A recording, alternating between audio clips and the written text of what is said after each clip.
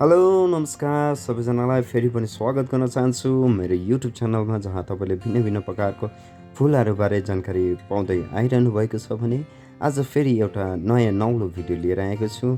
त्यो नयाँ नौलो भिडियो के रहेको छ भन्दाखेरि पोइन्सेटियाको ब्रेकको बारे रहेको छ। यहाँ तपाईँले देख्न सक्नुहुन्छ मेरो पोइन्सेटियाहरू, यो मेरो फर्स्ट ब्याचको पोइन्सेटिया हो र स्वागत गर्न चाहन्छु फेरि पनि। म रजत ठकुरी, तपाईँहरूको यस च्यानलको होस्ट अनि सधैँ जानकारीमूलक भिडियो लिएर आउने एउटा मानिस। सो आज भने मैले अघि नै भनिसकेको छु, हामी पोइन्सेटिया अर्थात् लालुपातेको बारेमा केही कुरा सिक्नेछौँ र त्योभन्दा अगाडि आउनुहोस् केही भेराइटीको बारे जानौँ। यो मेरो फर्स्ट ब्याच पोइन्सेटिया रहेको छ, जसलाई मैले 3 इन्च पटमा पटिङ गरेको थिएँ। यसको मैले कटिङको भिडियो साथसाथमा तपाईँलाई मैले यसको बारे यसलाई पटिङ गरेको भिडियोहरू सबै देखाएको थिएँ र यहाँ तपाईँले देख्न सक्नुहुन्छ एकदमै हेल्दी र राम्रो भएर आएको छ। धेरै नै लगाउँदै रहेको छु र यसमा मेरो भ्यारिकेटेड छ है, पोइन्सेटिया मिक्की रहेको छ, ग्लिटस रहेको छ, पोइन्सेटिया येल्लो, पोइन्सेटिया मोनाक, पोइन्सेटिया ब्रिक रेड अनि पोइन्सेटिया भ्यालेन्टिना र यस्तै प्रकारका धेरै भेराइटीहरू मेरोमा रहेको छ र एकदमै राम्रो प्रकारले ग्रोथ लिइरहेको छ। यहाँ देख्न सक्नुहुन्छ तपाईँले यो मेरो ओरेन्ज रहेको छ, ओरेन्जको तपाईँको ग्रोथ देख्न सक्नुहुन्छ। तपाईँले यहाँनिर मेरो भ्यालेन्टिना देख्न सक्नुहुन्छ, भ्यालेन्टिनाको पनि एकदमै राम्रो ग्रोथ छ। यो फायरबल भेराइटी चाहिँ होइन, भ्यालेन्टिना फायरबल कम्प्लिटली फायरबल होइन, तर भ्यालेन्टिना एउटा राम्रो भेराइटी हो। यो मेरो ग्लिटस रहेको छ, यहाँनिर तपाईँले देख्न सक्नुहुन्छ। अनि यसरी भिन्न भिन्न प्रकारको लालुपातेहरू, त्यो पोइन्सेटिया थुप्रै प्रकारको पोइन्सेटियाहरू मैले राखेको छु र यो जति तपाईँले यसलाई राख्दै गर्नुहुन्छ यसको हाइट बढेर जान्छ र हाइट बढेर गएपछि अलिकति प्लान्ट लुलो पनि हुनसक्छ र एउटा मात्र फुलाउँदा त्यस्तो राम्रो पनि देख्दैन र यसलाई राम्रो प्रकारले फुलाउनु भने यसलाई बुसी प्रकारले, बुसमा पनि थुप्रो बुस होइन, किनकि थुप्रो बुस बनाउनाले झ्याङ अनहेल्दी भएर जान्छ, जसको कारण चाहिँ फुल जतिको राम्रो कलर आउनुपर्ने, जतिको साइज आउनुपर्ने त्यो साइज आउँदैन र त्यसलाई थुप्रै पनि बनाउनु हुँदैन र एउटा मात्रै फुलाउँदा पनि त्यति राम्रो खासै राम्रो देख्दैन। र तपाईँले देख्न सक्नुहुन्छ यहाँनिर मेरो भ्यालेन्टिना मैले भनिसकेँ, ओरेन्ज है, यो मेरो भ्यारिकेटेड। सो यो सबै पोइन्सेटियाहरू एकदमै रेडी भइरहेको छ, राम्रो भएको छ। यो मेरो मिक्की देख्न सक्नुहुन्छ,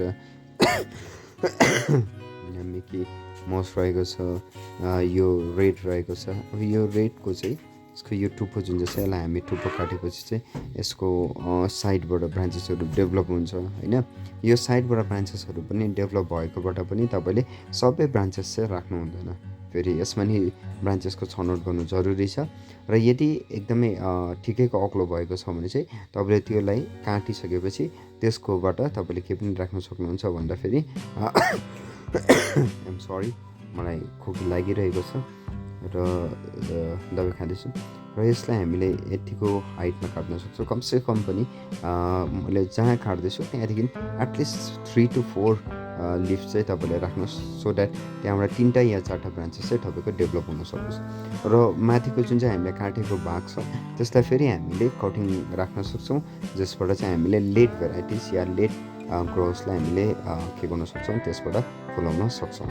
ओके, सो यो जुन चाहिँ कटिङ राखेको छ यसबाट तपाईँ देख्न सक्नुहुन्छ अलरेडी यसबाट ब्रान्चेस अलरेडी डेभलप हुन थालिसकेको छ। सो यहाँबाट काटिसकेपछि यसलाई फङ्गिसाइड पनि तपाईँले स्प्रे गर्नुपर्छ र यो काटिसकेपछि यहाँबाट थुप्रै ब्रान्चहरू आउँछ।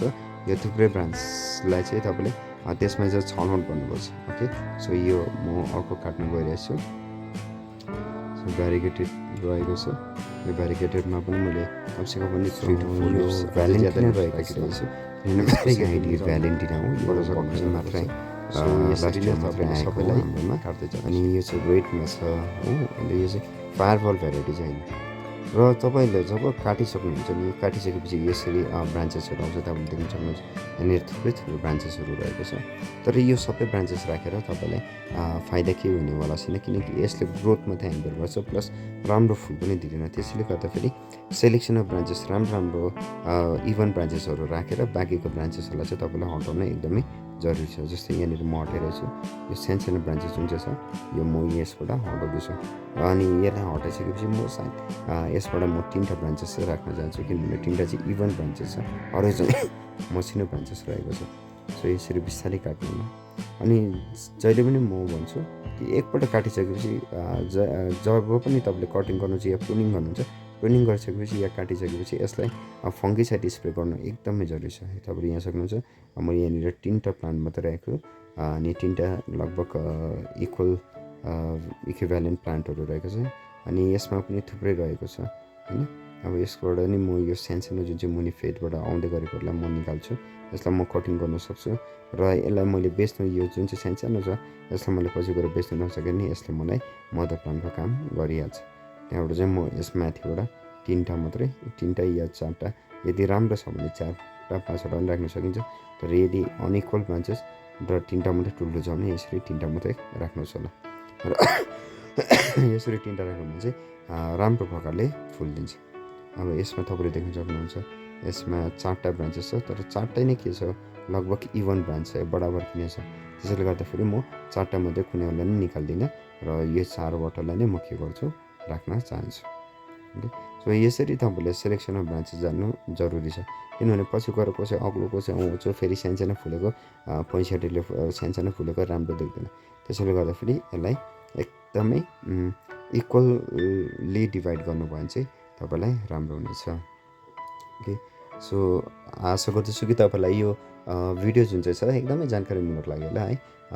यदि तपाईँलाई यो भिडियो मन पऱ्यो भने तपाईँले मलाई हेल्प गर्न सक्नुहुन्छ। कसरी भन्दाखेरि लाइक, कमेन्ट, सेयर अनि सब्सक्राइब गरेर जति पनि नयाँ भ्युअरहरू हुनुहुन्छ, आज पहिलोपल्ट मेरो च्यानल हेर्नुभएको छ भने तपाईँले सब्सक्राइब बटन दबाइदिनुहोस् होला।